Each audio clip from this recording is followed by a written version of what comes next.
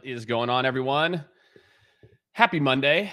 Excited for today's conversation. If you've been following my content, which you probably have if you're joining me live here on LinkedIn, I've been obsessively talking about Chat GPT and AI and its amazing applications.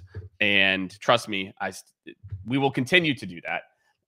But today I want to talk a little bit about revenue operations and getting your business. And even if you're an individual contributor, this is going to be super applicable to you too, because anything I'm going to talk about, you've got to be thinking about your own preparation as well too. And what are you doing to put yourself in the best possible position for the future? And so I think for a lot of people, out there, again, what's I think really important is that a lot of times we look at things that a company is doing and we're like, how does that impact me? It doesn't impact me. The reality is you need to be thinking of yourself as a business as well too. At the end of the day, you're going to have to drive a number, a territory, a quota, a meeting generated number, or revenue number. And so I just think it's like, it's such a big opportunity, that mindset shift. So we're going to jump into it. So I'm pulling up LinkedIn here so I can answer some questions. Again, as usual, make sure to drop in where you're joining us from. If you have questions, not if, you all have questions. This is a better way to put it. You all have questions. So I highly encourage you to just ask them. If you are having a question, then there's a very high likelihood that 18 other people are thinking the exact same thing as a part of this. So today's topic, data-driven revenue decisions. What are the metrics you should be tracking? And like I said, this is very applicable. If you all saw my post this morning, um, uh, go check it out if you didn't look at my post this morning. But I talked about some of these principles and some of these ideas that we need to have as a part of this. So again, make sure if you're joining me, drop in where you're joining from. You can also drop in what your role is if it's not in your tagline, and then questions about metrics. Track what matters, what doesn't, and we'll dive in. So the first thing I'm gonna do is I'm gonna talk about the three metrics to track. Okay, that are to me are the most important. Okay, let me see here. All right, so I'm dropping it in the comments right now. So if you're joining, what's up? Boom, comments. Boom. It's a long one, so I'll just walk you through it too. But for anybody who's gonna basically go back and take a look at this, I'll talk you. You can have it all there. Sales efficiency. Okay. I want to talk about what this means. There's a couple of things. One, and then I'll get into the second one, which is conversion rates. Um, it is where is the bottleneck in your sales process? Okay. I look at this particularly as in time, right? So, where are things going long? All of you, if you're an individual contributor or a sales manager, um, you need to know this number for yourself. You need to know, hey, how long are my deals spending in stage three versus this other top performer? Or what are my team's numbers? Because then I can do some like very targeted trainings around, how we do better in moving deals from step three to step four, wherever the bottlenecks are for that rep. So increased sales efficiency to me is all about time. Where are the bottlenecks in my sales process, and how do I shrink those bottlenecks, the time there? And that's number two. Then the twin to this, you could say, is conversion rates. Where are my deals getting stuck? Where are my deals getting, unqualified or not qualified or whatever it is? Where maybe I'm letting too many deals get from to later stages, and then I'm losing deals at the end. So again, sales efficiency, how long is it taking me to do specific parts of the process? Conversion rates, what am I doing? Again, like what are the rates that I'm moving people from one thing to the next? Um, and then last is for my current customer, which is customer renewals and churn.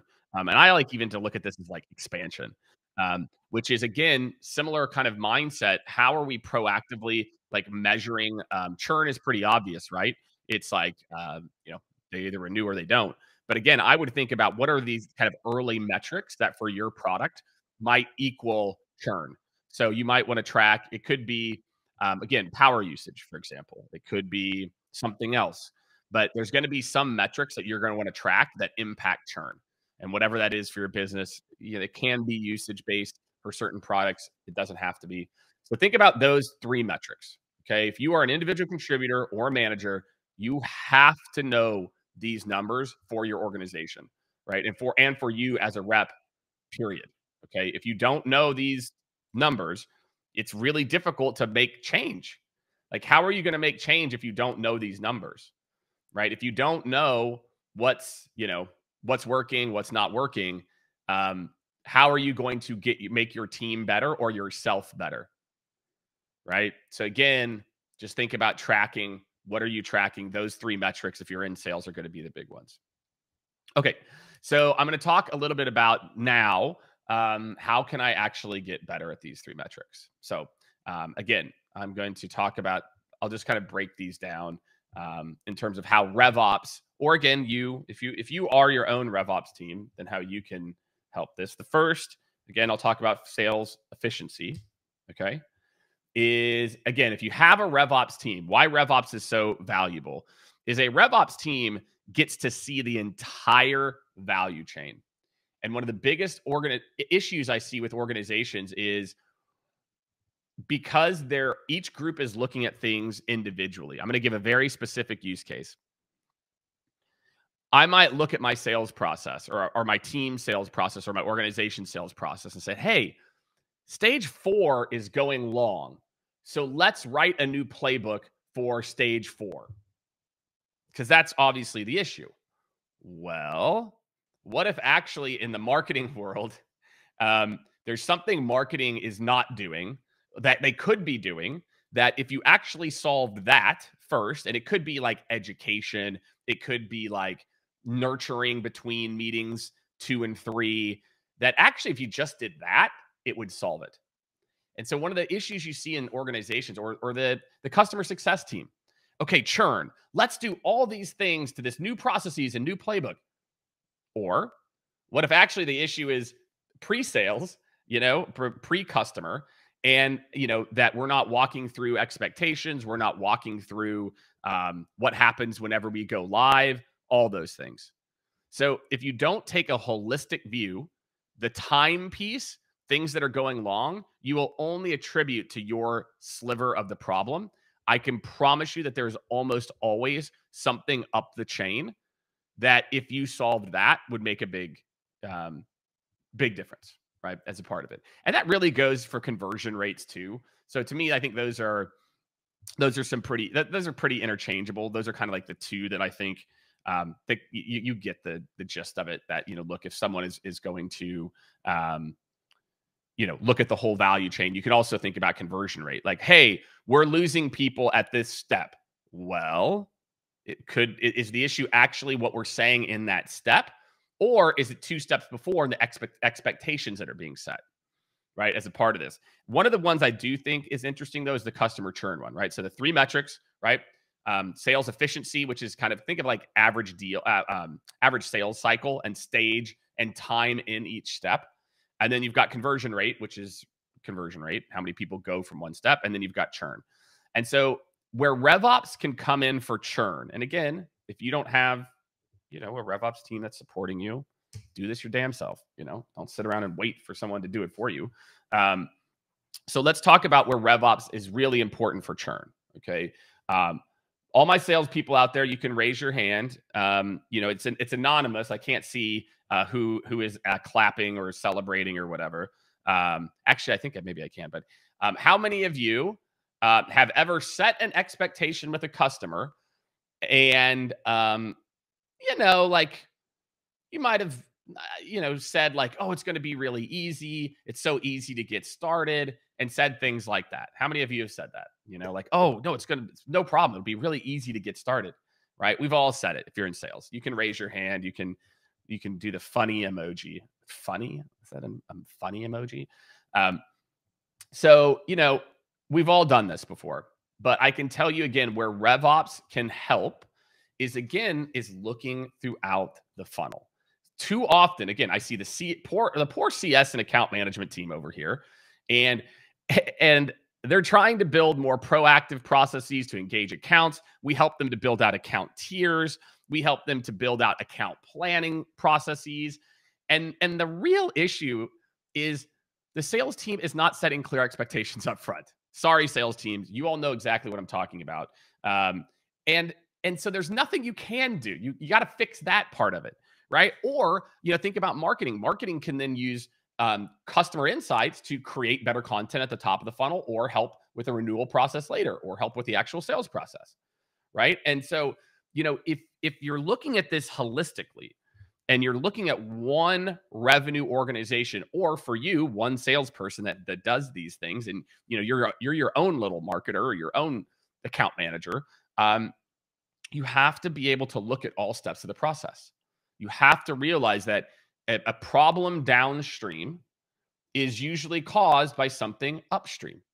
So you can choose to, and then because everyone is so siloed and they don't have a centralized RevOps org, they don't, go in and actually solve some of these problems. Meaning, again, you're solving in your own lane. So customer success is like, okay, we'll do a better job here. It's like, no, the problem is upstream. Like, you're not going to be able to solve it, as a part of this, unless you solve the problem upstream. And so that's where RevOps comes in. So we obviously, if you don't know Scale, we're a revenue operations, consulting firm. So we get a chance to see this across every form of good, great, and dysfunction. And I can tell you, this is one of the most important things for your business for 2024.